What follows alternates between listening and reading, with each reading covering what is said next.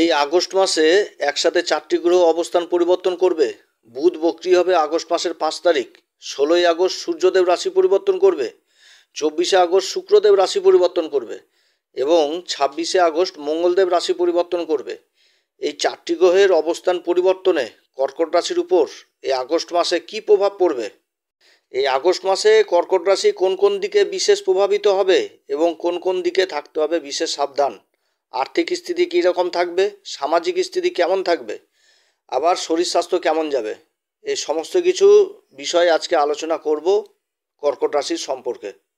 এই গোচরের ফলাফল আপনারা চন্দ্র রাশি অনুসারেই দেখবেন। সমস্ত দর্শক বন্ধুদের জানাই আমাদের এই অ্যাস্ট্রো এসএম বাংলা চ্যানেলের মাধ্যমে নমস্কার এবং সমস্ত নতুন দর্শকের কাছে আমাদের বিশেষ অনুরোধ, এই চ্যানেলটিকে অবশ্যই সাবস্ক্রাইব করবেন। এই চ্যানেলের সঙ্গে থাকুন, জ্যোতিষীয় সম্পর্কিত অনেক তথ্য জানতে পারবেন এবং নিজের কুষ্টি নিজে দেখাও শিখতে পারবেন। গ্রহের গোচর সম্পূর্ণভাবে নির্ভর করে জন্মকুষ্ঠির গ্রহের দশা এবং গ্রহের অবস্থানের উপর। আমরা যে ফল প্রকাশ করছি এটা আমাদের একটা প্রচেষ্টা মাত্র, এটা সম্পূর্ণভাবে নির্ভর করবে জন্মকুষ্ঠির উপর। এটা একটা জেনারেল প্রিডিকশন। ভিডিওটি কেটে কেটে দেখবেন না, সম্পূর্ণ দেখার চেষ্টা করেন, তাহলে বুঝতে পারবেন যে আমি কি বলতে যাচ্ছি। কর্কট রাশির ক্ষেত্রে বর্তমানে গ্রহদের অবস্থান হচ্ছে এইরূপ। রাশির উপর অবস্থান করছে সূর্যদেব।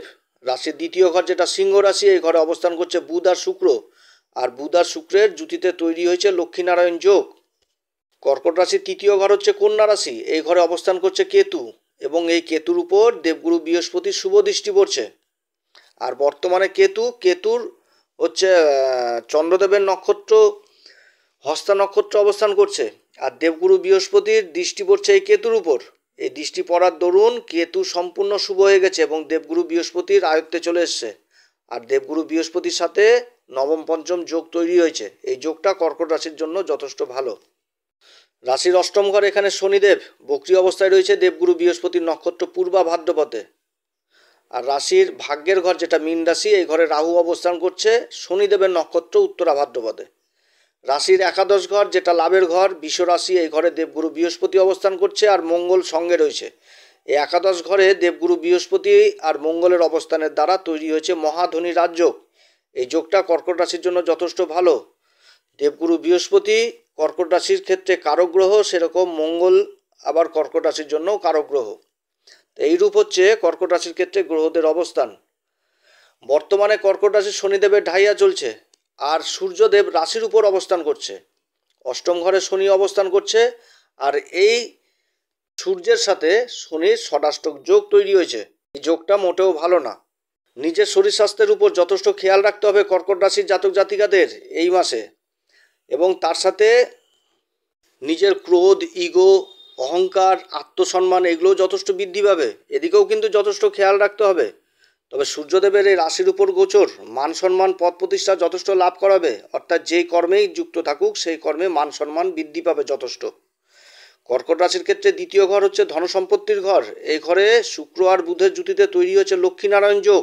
এই যোগের যথেষ্ট ভালো প্রভাব পড়ছে কর্কট রাশির উপর। এই সময়কালে নিজের বুদ্ধির দ্বারা, নিজের ম্যানেজমেন্টের ক্ষমতার দ্বারা এবং নিজের প্রতিভাকে কর্মে লাগিয়ে যথেষ্ট সেভিংস জিনিসটা করতে পারবে কর্কট রাশি। ইনকামের যথেষ্ট ভালো থাকবে, ইনকাম যথেষ্ট এই মাসে যথেষ্ট ভালো থাকবে। এই মাসে আর্থিক দিকটা যথেষ্ট ভালো থাকবে কর্কট রাশির। বিভিন্ন দিক থেকে বিভিন্ন রকম সুবিধা পাবে এবং অসাধ্য কাজও কিন্তু সম্ভব হবে। শনির ঢাইয়া চলছে, তার একটা আলাদা মানসিক টেনশন তো সেটা আছেই, কিন্তু তা সত্ত্বেও এই মাসে আর্থিক দিকটা যথেষ্ট মজবুত থাকবে। কর্কট রাশির ক্ষেত্রে কেতুর অবস্থান যথেষ্ট ভালো। দেবগুরু বৃহস্পতি শুভ দৃষ্টি পড়ছে কেতুর উপর। পরাক্রম ঘর, পুরুষার্থর ঘরে এই কেতুর অবস্থান এই সময়কালে যারা আইটি সেক্টরে রয়েছেন, যারা মিডিয়া সেক্টরে রয়েছেন তাদের জন্য যথেষ্ট ভালো। কিংবা এই সমস্ত সেক্টরে যারা কাজের জন্য চেষ্টা করছেন তাদের কাজ হওয়ার প্রবল সম্ভাবনা থাকছে। এই সময়কালে ছোট ভাই বোনদের সাথে সম্পর্ক কোনোভাবেই নষ্ট করা যাবে না। কর্মক্ষেত্রে ছোট ভাই বোনদের সাহায্যও প্রয়োজন পড়তে পারে এবং ছোট ভাই বোনরা যে কাজেই করবে সেই কাজে কিন্তু উন্নতির সম্ভাবনা থাকছে। শনি অষ্টম ঘরে অবস্থান করছে। বর্তমানে কর্কট রাশি শনিদেবের ঢাইয়া চলছে। যত রকম সংঘর্ষ জীবনে আসবে এই শনি থেকে। আমি প্রত্যেকটা ভিডিওতে কর্কট রাশিকে বলেছি যে কর্কট রাশির অষ্টম ঘরে যতদিন শনি থাকবে ততদিন পর্যন্ত সংঘর্ষের মালা কর্কট রাশির গলাতে থাকবে। অর্থাৎ শনি যতদিন পর্যন্ত অষ্টম ঘরে থাকবে সংঘর্ষ একদম লিখে রাখেন, সংঘর্ষ থাকবেই, কোনো কাজ একেবারে হবে না। শনি যথাসম্ভব চেষ্টা যতটা পারবে ততটা চেষ্টা করবে সব দিকে বাধা উৎপন্ন করার।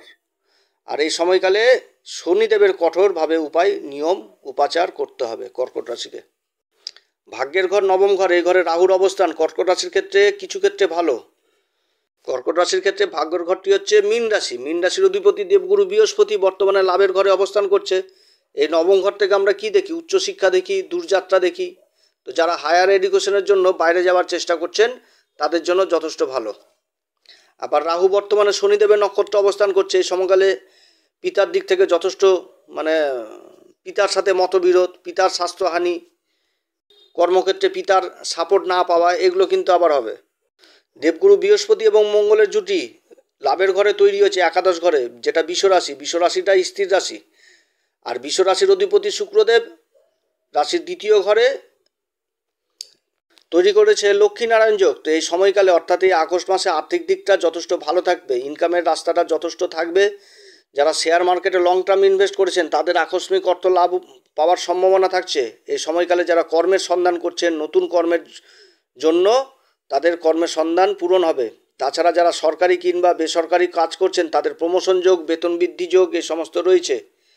এরপরে আগস্টের 5 তারিখ বুধ বক্রি হবে। বুধ যখন বক্রি হবে, এই দ্বিতীয় ঘর ধনসম্পত্তির ঘর, লক্ষ্মীনারায়ণ যোগ। এই সময়কালে ধাতব পদার্থের সাথে যারা যুক্ত, যেমন সোনা, তামা, কাঁসা, পিতল, লোহা, এই সমস্ত কাজে যারা যুক্ত তাদের জন্য যথেষ্ট ভালো। 16ই আগস্ট সূর্যদেব রাশি পরিবর্তন করবে, প্রবেশ করবে নিজের রাশি সিংহ রাশিতে। কর্কট রাশির ক্ষেত্রে ধনসম্পত্তির ঘর হচ্ছে এই দ্বিতীয় ঘর সিংহ রাশি। আর এখানে বুধ আর শুক্র দ্বারা তৈরি হয়ে আছে আগে থেকে লক্ষ্মীনারায়ণ যোগ। এবার সূর্যদেব অবস্থান করবে, সূর্যদেবের সাথে বুধের জুটিতে তৈরি হবে বুধাদিত্য যোগ। এই সময়কালে সরকারের পক্ষ থেকে থেমে থাকা কাজগুলো হবে। বহুদিনের ইন্স্যুরেন্স বা ম্যাচুরিটি যারা পাচ্ছিলেন না ক্লেম, কাগজপত্র রেডি করতে পারছিলেন না, অমীমাংসিত কাজগুলো মীমাংসিত হবে, একটা সমস্যার সমাধান হবে এই সময়। তবে এই সময়কালে নিজের শরীর স্বাস্থ্যের দিকে যথেষ্ট খেয়াল রাখতে হবে, কারণ সূর্য আর শনি সামনাসামনি থাকবে। এই সময়কালে দাঁতের অসুখ, চোখের অসুখ, তারপর ত্বকজনিত সমস্যা, এইগুলো যথেষ্ট বৃদ্ধি পাবে। এরপরে 24শে আগস্ট শুক্রদেব রাশি পরিবর্তন করছে, প্রবেশ করবে কন্যা রাশিতে। আর কন্যা রাশিতে আগে থেকে অবস্থান করছে কেতু। তো কেতুর সাথে শুক্রের জুতি তৈরি হবে। এই জুতিটা কিন্তু শুক্র এবার নীচ হয়ে যাচ্ছে এই কন্যা রাশিতে। তো এই সময়কালে বদনাম হওয়ার প্রবল সম্ভাবনা থাকছে। অর্থাৎ 24 তারিখ থেকে যে শুক্রের পরিবর্তন হচ্ছে কর্কট রাশির জন্য, এটা কিন্তু মোটেও ভালো না। এই সময়কালে বন্ধু বান্ধব, আত্মীয় স্বজন, এদের মাঝখানে বদনাম হওয়ার সম্ভাবনা থাকবে। অতএব বদনাম না হওয়ার কাজ করলেই ভালো। এই সময়কালে কোনো রকমভাবে বাক বিতণ্ডায় জড়িত হওয়া যাবে না এবং কাউকে বিশ্বাস করাও যাবে না যে কোনো ব্যাপারে। এরপরে 26শে আগস্ট মঙ্গলদেব রাশি পরিবর্তন করছে। মঙ্গলদেব প্রবেশ করবে রাশির দ্বাদশ ঘর মিথুন রাশিতে। আর মিথুন রাশি হচ্ছে শত্রু রাশি। এই ঘরে মঙ্গলের প্রবেশ। মঙ্গল হচ্ছে রক্তের কারক। এই সময় যারা রক্তজনিত সমস্যায় ভুগছেন তাদের এই অসুবিধাগুলো যথেষ্ট বিশেষ করে দেখা দিবে। মঙ্গলের এই শত্রু ঘরে দ্বাদশ ঘরে প্রবেশ, এই সময়কালে কারোর সাথে বাকবিতণ্ডায় জড়িত হবেন না, অশান্তি গণ্ডগোল থেকে 10 হাত দূরে থাকবেন। আবার এই সময়কালে কিন্তু খরচের হারও যথেষ্ট বৃদ্ধি পাবে। পিতামাতারা তাদের সন্তানের প্রতি দুশ্চিন্তায় ভুগবে এই সময়। আবার যারা শিক্ষার্থী, ছাত্রছাত্রী, যারা ভালো কলেজে অ্যাডমিশন লাভের জন্য বাইরে যাওয়ার চেষ্টা করছেন তাদের যাত্রা আবার সফল হবে। এই সময়কালে যারা আবার ইম্পোর্ট এক্সপোর্টের ব্যবসা করছেন তাদের জন্য যথেষ্ট ভালো, কারণ মঙ্গল যে ঘরে অবস্থান করছে সেই ঘর থেকে আবার নিজের উচ্চ ঘর মকর রাশিকে দেখবে অষ্টম দৃষ্টি দিয়ে। আর মকর রাশি হচ্ছে কর্কট রাশির ক্ষেত্রে সপ্তম ঘরটি হচ্ছে ব্যবসা বাণিজ্যের কেন্দ্রবিন্দু। অতএব যারা কর্মলাভের জন্য আবার বাইরেও যাবে তাদেরও যাত্রা কিন্তু শুভ হবে। আবার মঙ্গল যেহেতু কর্মের ঘরের অধিপতি দ্বাদশ ঘরে অবস্থান করছে, অতএব কর্মক্ষেত্রে কোনো রকমভাবে কারোর সাথে নিজের মনের কথা বলতে যাবেন না কলিগদের, তাহলে কিন্তু অসুবিধায় পড়তে হবে এবং বাকবিতণ্ডায় জড়িত হবেন না। এই সমস্ত দিক থেকে কিন্তু দূরে থাকতে হবে কর্কট রাশিকে। তবে কর্মক্ষেত্রে ইনকামের সোর্সটা যথেষ্ট ভালো থাকবে এই মাসে, কারণ দেবগুরু বৃহস্পতি লাভের ঘরে অবস্থান করছে। দেবগুরু বৃহস্পতি ভাগ্যের ঘরের অধিপতি এবং ষষ্ঠ ঘরের অধিপতি হয়ে লাভের ঘরে অবস্থান করছে। এটা কিন্তু যথেষ্ট ভালো। যারা কর্মক্ষেত্রে ইন্টারভিউ আদি দিয়েছেন তাদের কর্মলাভের জন্য এই মাসে প্রবল সম্ভাবনা থাকছে। কর্কট রাশি এই সময় কোন উপাচার করবে? কর্কট রাশি এই সময়কালে আপনারা হনুমান চল্লিশা প্রত্যেক দিন পাঠ করবেন, কারণ শনিদেবের ঢাইয়া চলছে আর শনিদেব অষ্টম ঘরে অবস্থান করছে। মানসিক অশান্তি থাকবে। আবার রাহু শনিদেবের নক্ষত্র অবস্থান করছে ভাগ্যের ঘরে। তো এই জন্যই বলছি এই সময়কালে আপনারা হনুমান চল্লিশা প্রত্যেকদিন পাঠ করবেন। হনুমান চল্লিশা পাঠ করার আগে শ্রীরাম সীতার প্রণাম মন্ত্র করবেন এবং তার সাথে দেবগুরু বৃহস্পতি, দেবগুরু বৃহস্পতির বলে যথেষ্ট বৃদ্ধি করতে হবে। যারা গুরু দীক্ষা নেননি তারা অবশ্যই গুরু দীক্ষা নেবেন, যারা গুরু দীক্ষা নিয়েছেন তারা গুরুমন্ত্র অবশ্যই জপ করবেন এই মাসে। এবং বিশেষ করে এই মাসে মন্দিরে পূজারীদের 5 রকম ফল দক্ষিণা দিয়ে তাদের পা ছুঁয়ে আশীর্বাদ নেবেন, তাতে দেবগুরু বৃহস্পতির যথেষ্ট বল বৃদ্ধি হয়। অতএব প্রিয় দর্শক বন্ধুরা, আজকে এতটুকুই। এরপরে আবার এক নতুন পর্ব নিয়ে আসবো।